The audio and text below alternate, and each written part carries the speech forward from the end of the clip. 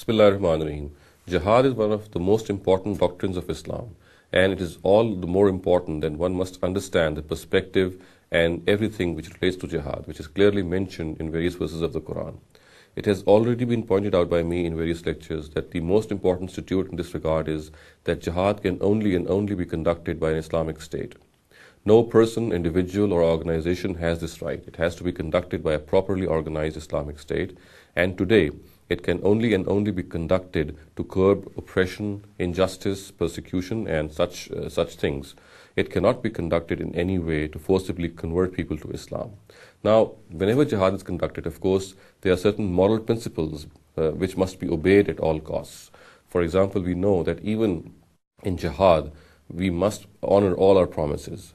We know in the times of the Prophet, when there were certain treaties with the mushrikun, and the directive of the Quran was that after the Itmam al-Hujjah, after the truth had been conveyed to the people of Arabia, these treaties will be cancelled and they shall bear the wrath of God. We know that all those treaties which were time-bound, which were concluded up to a certain limit, they were not annulled simply because a contract had been made. So one of the most important moral limits and moral principles in this regard is that even in jihad, promises shall be honored.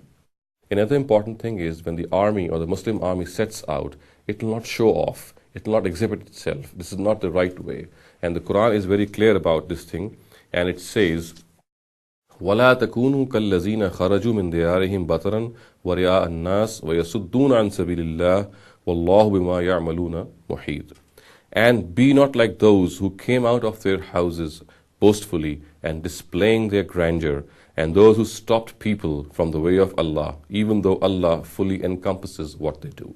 So another moral principle is that the Muslim army must not and never show off. Another important moral principle is that people who want to remain neutral, who do not want to take part in war, shall not be harmed in any way. Similarly, another thing is that women and children, they shall not be tampered with. Similarly, we also know that dead bodies, they shall never be mutilated, and the punishment of burning in the fire also shall not be given. And similarly, when attacking an enemy, no civilian property shall be looted at any cost. So these are the primary and basic moral principles which must be followed by an army whenever it conducts jihad. أقول قولي هذا واستغفر الله لي ولكم ولسائر المسلمين والمسلمات.